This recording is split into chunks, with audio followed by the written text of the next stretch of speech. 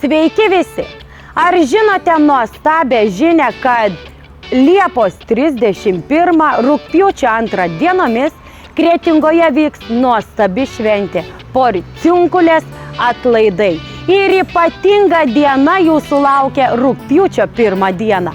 Tai 14 valandą Rotušės aikštėje vyks nuostabi šventė – Pranciškaus vaikų spektaklis.